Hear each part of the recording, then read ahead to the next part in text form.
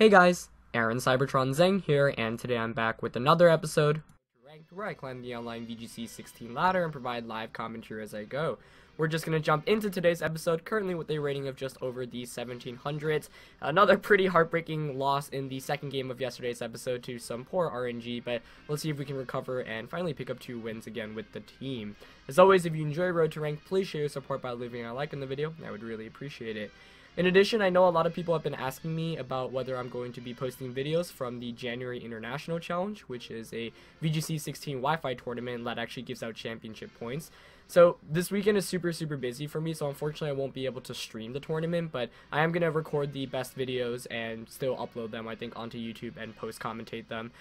Sometimes I also just keep a recording of all my games while I'm playing, but also I am taking this a little bit more seriously just because there are championship points on the line, and I'd really like to lock up my World's Invitation to day 1 by the end of this month. So this time I won't be streaming it, but future Wi-Fi tournaments I might be streaming it and posting more videos from it. So yeah, I hope you guys at least enjoy the content that's been coming out so far. It's been really the first 2 weeks or so of school, so I'm still trying to get adjusted to all my classes and making sure that everything goes well there before spending some time on other stuff. So that's why as of right now it's only been Road to Rank content, but I would like to finally get on track with some of the stuff I wanted to do before. But we're gonna finally kick off today's episode with a 1469 rated opponent from Japan.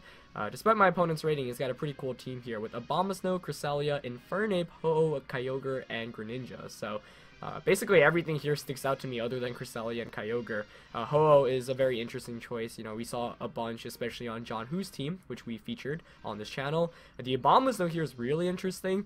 Pokemon like Abomasnow, Tyranitar, Charizard Y, and Politoed really aren't that good anymore because of the primals, so kind of interested to see that there. It's not going to be able to do very much because Kyogre just trumps the weather.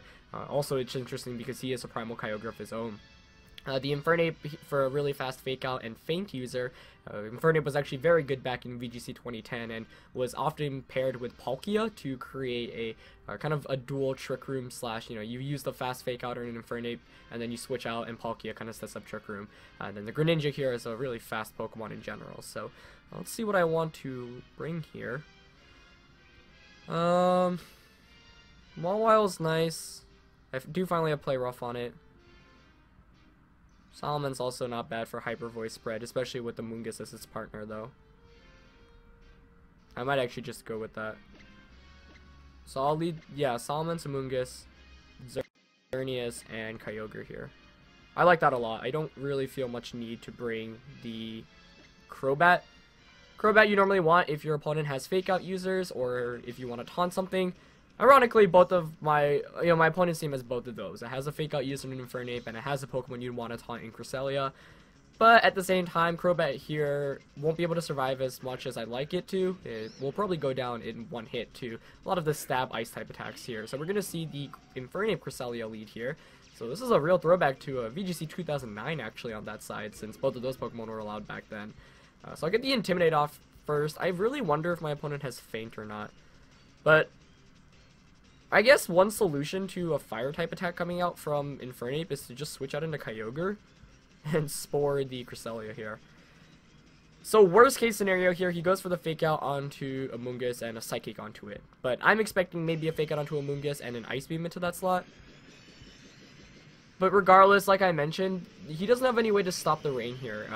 Your only ways to stop the weather is through Airlock / Cloud9, a Primal Groudon, a Rayquaza, Mega Rayquaza, or something like Worry Seed. So my opponent doesn't really have any solutions to that. He's going to go for the Fake Out smartly enough onto a Mungus here, so that's the right play, as he reveals the Life Orb as well. It's pretty interesting. And it looks like he's actually going to be setting up the Trick Room there. Not what I was anticipating, but I'm okay with that since Infernape is really fast. So this kind of, alludes to the Palkia / Infernape lead that we used to see back in the day. So now I'm going to go with Water Spout directly, and I'm actually just going to Spore Cresselia. He doesn't have any way to really stop what's coming right now. If we see a Helping Hand, are we going to see a Mach Punch come out? Yeah. I wonder how much that's going to do. That did nothing. I mean, I guess it did some damage, but like, I don't know. I'm kind of surprised my opponent went to set up Trick Room, especially since he knows I have a Mungus. But kind of cool to see the Life Orb Mach Punch come out here. But Water Spout here is going to be able to knock out the Infernape. And the issue with my opponent going for the Helping Hand is it immediately burns a turn of sleep, or it doesn't burn a turn of sleep, I should say. So, you know, normally, since Amoonguss is the fastest Pokemon on the Trick Room, you can just kind of spore your way around, but, you know, that's not really the case here. And Snow Warning, that's the first time I've seen someone try to set up something like that. And I didn't realize the message was like, oh, it can't do anything, so that's kind of funny. But I'm actually just gonna, he might Grass type attack me, I guess, right? So let's play it safe here. I'll Protect, and I'll switch out into Xerneas, so I can Geomancy up. I really don't care about the fact that I'm slower than him right now, because it doesn't really matter. One interesting thing is, though, if he's Mega Abomasnow, he can not Mega Evolve here, knock out Kyogre, and then Mega Evolve to get the weather up, so he's gonna, however, Mega Evolve here, so that's fine with me, since, once again, his weather's trumped by my rain. So, yeah, this is an interesting team composition. You can see already that my opponent decided not to bring either of his legendaries so far. So I wonder if he's got Ho-Oh. If he's got Ho-Oh in the back, I actually might need to conserve my Kyogre a little bit better. But he actually goes for the Ice Beam with the Abomasnow, not the move I was anticipating, but a really nice attack there, actually, as it puts me just under 50, or just over 50%, I should say. So that's 2 turns of Trick Room burned. I am actually still really weak to this Abomasnow, though. But since this is the third turn of Trick Room, I'm actually just going to Origin Pulse and Geomancy, because then I can just double Protect the next turn. And yeah, he is going to go for the Grass Knot onto Kyogre, which I'm okay with here. That's going to knock me out. And it is going to get rid of the rain, so he is, you know, he can switch Abomasnow out and back in now to maybe get a Blizzard off. But Cresselia takes the second turn of sleep. I'm going to get the Geomancy off, and all I have to do this next turn is double Protect, and then I can just go from there. So things are looking still pretty solid for me right now. But pretty cool to see Mega Abomasnow in this format, since it's really not a very good Mega Evolution, but my opponent has definitely been making it work so far. He also played the last 2 turns quite well, getting the free Ice Beam onto the Xerneas switch in, and knocking out Kyogre here. But I'm just going to bring in my Salamence. I'm going to double Protect, and the Intimidate actually goes a long way here as well, because if he has Ice Shard on the Abomasnow, then his Ice Shard power is reduced. So I'm going to Mega Evolve, Protect, and Protect with my Xerneas as well, so that should be 4 turns of Trick Room gone, and he doesn't really have any great answers. You know, he could switch Abomasnow out, but if he does switch out, it's going to be Kyogre or Ho-Oh in the back, and both of those can be knocked out. You know, I can just go for something like a Double Edge and a Moonblast. And with my last Pokemon being Amoonguss, I guess if he has Ho-Oh, he could still win this one. But he's switching out Cresselia, which I don't really agree with here. I think that is Ho-Oh, though. Yeah. Huh. Maybe my opponent hasn't lost this one yet. Wow. Yeah, maybe I should have conserved Kyogre better, knowing like he had Ho-Oh in the back, but let's see how this turn plays out. Yeah, I still don't think he can win this one. I think Salamence has enough firepower to close out the game, but let's see. Yeah, he's just going to Ice Beam Salamence. And Trick Room does expire here. So now there's actually a pretty important question, since he's probably going to want a Brave Bird or Sacred Fire Xerneas, which is kind of an issue, since that's a knockout. I could actually double up into that slot with a Double Edge and a Moonblast. That might actually be the play to make. But then he could Protect that. Oh.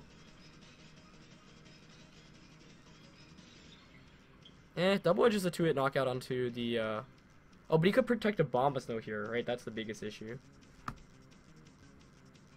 Okay, I'm gonna double up into Ho-Oh. Okay, good. Good. I think they should knock it out. Let's see. +2 Moonblast. I mean, Ho-Oh is so bulky, though. Might not actually be able to. What is that? What? What?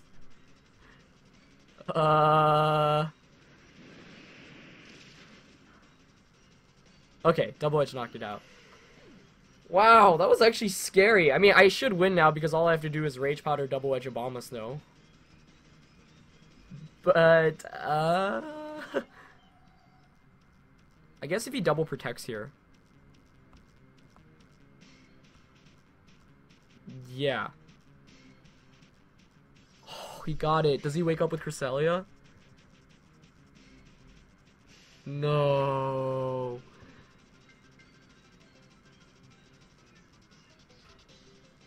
Oh my god. You have gotta be kidding me.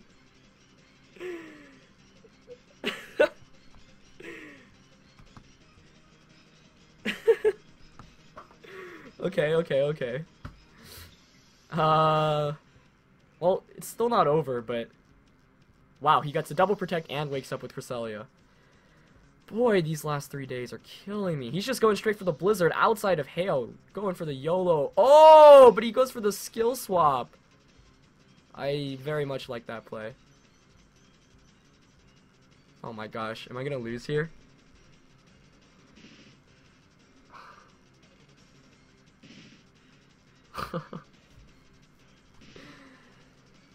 Okay, let's see. He's probably gonna Helping Hand Blizzard. Wow, I don't really have an answer here, do I?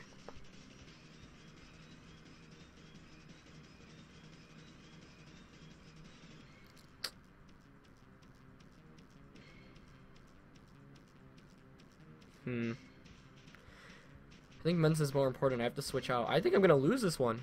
The skill swap. And I'm gonna Spore Crest. Oh my goodness. Okay.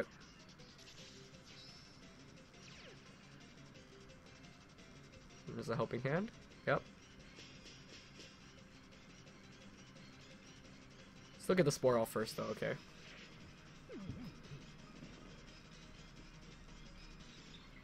I might need a double protect on my end now.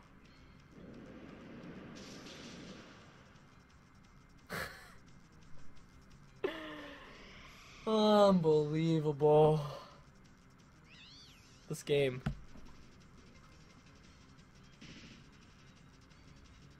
Wow. I'm trying to think what I could have done better. Maybe bring Mawile to counter the the Abomasnow. Jeez. So I'm obviously protecting here. Oh my gosh. I guess if I predicted the double protect on Abomasnow too, but I also could have lost if he just went for an attack hoping for me to double. Or hoping me to predict the double protect. Alright, let's see if I can get the double. Please, Pokemon, please. You've been killing me these last few days. Give me something here. Give me something. Alright, here we go.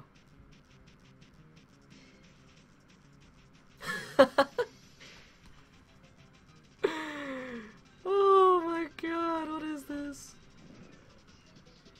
If he's got Ice Beam with Cresta, I'm still screwed.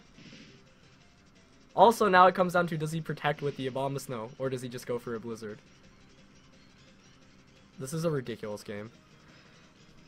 If I were him, I would just Blizzard here.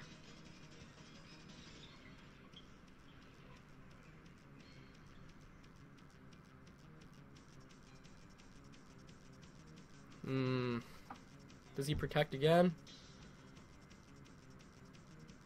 I feel like he's gonna protect here. I just have a feeling.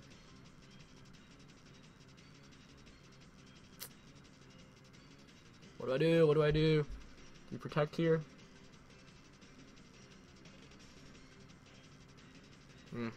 I'm going for the Abomasnow target. Nice! Okay, so if Crest stays asleep, we win the game. I cannot believe this game, man.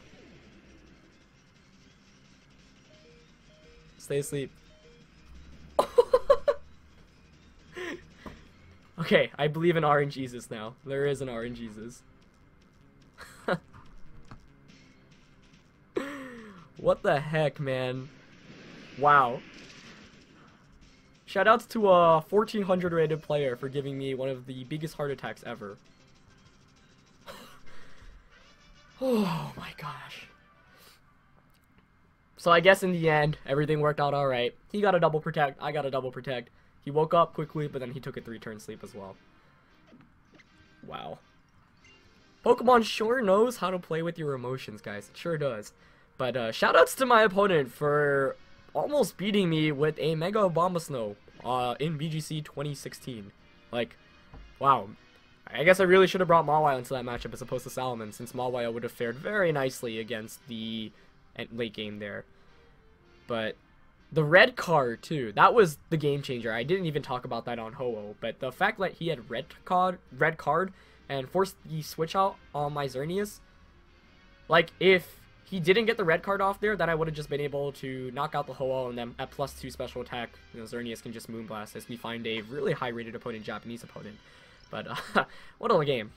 So, this next one, we're going to have Xerneas, Amoonguss, Gengar, Liepard, Kyogre, and Talonflame here. So, common team, or common core of Kyogre and Xerneas, both of us carrying that for legendaries.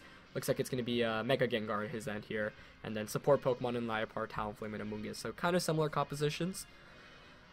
And these kind of matchups, both Salamence and Mawile are really nice. Salamence is nice because Hyper Voice, you see here, nothing resists the Hyper Voice. But Mawile is especially nice against the Xerneas. Let's see. I like to go Crobat here to disrupt a little bit. So I'm going to go Crobat. Maybe I'll go Crobat Mawile.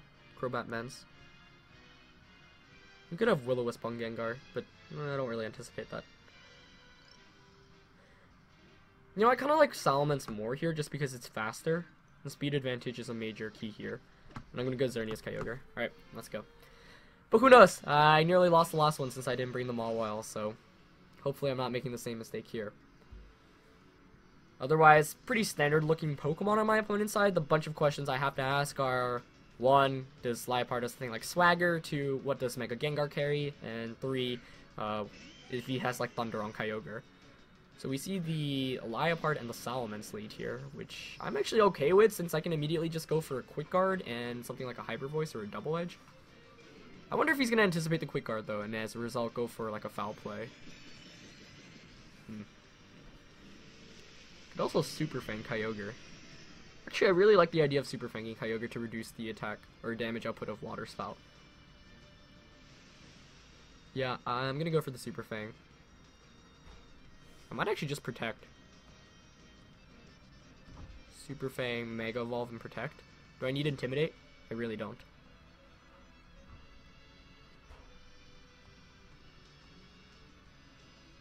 He could Protect Kyogre, though.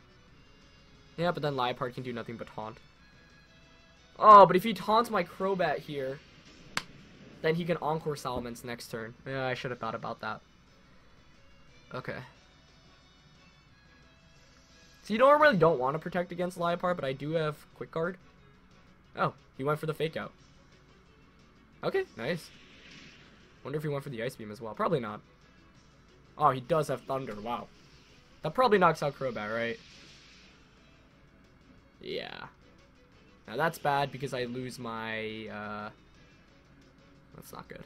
So now he can Encore me, but I guess I'll switch into Xerneas at least. The question now here is, does he actually go for the Encore? So I wasn't expecting Thunder. I was expecting a Water Spout or an Origin Pulse, and I know I could take both of those after the Super Fang. So I don't want a Geomancy here. It could Dazzling Gleam, but Moonblast I think might actually could knock out Kyogre. If it doesn't, I might be in some trouble. So I'll go for the Moonblast, and I'm still going to switch out into... Do I want to switch out? Because I could Hyper Voice Dazzling Gleam, pick up a double knockout. But if he Encores me, then I'm kind of screwed. But the Encore is so obvious. But what else can he do? Thunder Wave. He could Thunder Wave.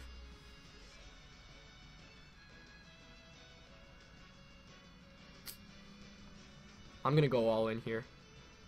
Encore's too obvious. Well, he switches out Kyogre. That's already a start since he can't do very much. What's coming in? That's Gengar. Could switch it. Ah, he did go all for Encore. Okay. I just thought that was way too obvious of a play. But I guess it's still your safest option. Yeah, switching to Kyogre there would have been really clutch. So I'm going to bring him down to his Sash. Wow, he really just didn't cover for the Kyogre switch-in option. I guess I played myself too much that turn. The issue here is going to be Mega Gengar. He's going to Mega Evolve. He can double up onto Xerneas. Yeah, this is not good. I should have considered the Gengar switch-in. Oh, I just thought it was the Encore was way too obvious.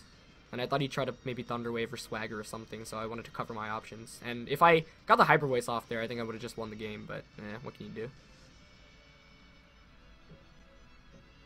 I'll just Dazzling Gleam again and switch out. But he can just Sludge Bomb and Foul Play Xerneas, which is what I would do if I were him. So I think my opponent's actually gonna have this game won. That's why each turn matters so much, man. So the thing is, if I switched out Salamence and a Kyogre, then the next turn I'd be threatening with 2 spread attacks in both Water Spout and Hyper Voice. And his team kind of gets destroyed by Water Spout. Instead, now he might be able to just double up onto my Xerneas. He's going to be Mecha Gengar, so obviously I have to switch out there. Oh, he could Encore Disable me here too. Oh, that's coming, isn't it? Oh no, he just Foul Played. But he's going to Foul Play Xerneas? Oh no, into Kyogre. Oh, that does so much. If he's Modest, actually. Oh, he doubled up onto the Salamence slot. That's kind of interesting. Is that a crit onto the Gengar as well? Yeah. So maybe the game's not over yet. I thought he'd double up onto Xerneas, but I guess he wanted to get the Kyogre damaged. So we're gonna see Talonflame come in, which is fine. I mean, here you Brave Bird, Kyogre, and Sludge Bomb Xerneas, and I don't really have any options, so I have to hope that I survive, get the Dazzling Gleam off, and win with my Salamence, which is still very possible. So I'm just going to Origin Pulse, in case he doubles up onto Xerneas here. If he doubles up onto Xerneas, he just loses. So Brave Bird comes out. Yeah, he's going to target down Kyogre. So it comes down to whether I can survive the Sludge Bomb from Gengar. If I survive, I actually think I win. Oh, he might disable. But actually, that's fine, because then I get to switch into Salamence. He's Life Orb Talonflame as well. Okay. Alright, here's the Sludge Bomb. Can we survive? Ah! He picked up the knockout. That's game, because now he can just Tailwind. Or you can actually just Brave Bird Sludge Bomb. But there was no other play I could have made there. I guess I could have protected Kyogre. But his Kyogre beats mine one-on-one anyway. So the major play here was that I got Encored, and, you know, it's always tough. Like, I feel like if you know the skill level of your opponent, you're not going to go for the Encore. But I'm not, like, I think against a really good opponent, they would predict me to switch out, since it was pretty odd. Or maybe they would Encore me just because they anticipate it. I guess even if I survived there, no, if I survived, yeah, I actually think I could have won, since would have gotten a Dazzling Gleam off that would knock out Gengar, put Talonflame at Hyper Voice KO range. Then the next turn, he's forced to protect Tailwind. Yeah. So it came down to whether Xerneas could have survived there or not. But my Xerneas isn't exactly the bulkiest, and I'm not sure whether he's Modest. I think Modest picks up the knockout guaranteed, and Timid still has a very good chance of knocking out as well. So now he's basically got me pinned down, and he's going to be able to pick up a win. So, yeah, I think I should have just played safer. I was fearing a Thunder Wave or a Swagger so much, but... And I really wanted to get the chance of winning the game, but I didn't consider the Gengar potentially trapping me in. So if I just switched out into Kyogre that turn, I actually would have, I think, just won the game, since then I could just spam Water Spell and Hyper Voice, so, or Dazzling Gleam. So that would have been the play to make, so that was probably the biggest misplay in this match. Otherwise, you know, a fairly even game. I would say that was the game-deciding turn. Not really game-deciding, but it set the course and turned the momentum really just into my opponent's favor. But... in terms of Pokemon trades, I'm pretty content. Like, in a best of 3, I feel like I could definitely make the right adjustments. The Thunder turn 1 also definitely caught me off guard. Like, because the whole play I was setting myself up for was, okay, you know, I'll be able to quick guard the following turn after getting the Super Fang damage and just Hyper Voice or Double Edge. But my opponent saw that and was able to make pretty good plays. So another episode where we split it 1-1. Ridiculous first game, second one a bit more standard-ish, but it, you know, came down to some pretty good plays on my opponent's end. But you know, I know that it's a game I could have played a little bit better. But that's gonna be it for this episode. Hope you guys enjoyed. I still can't get over that first game, and I'll see you guys in the next episode. All right, peace.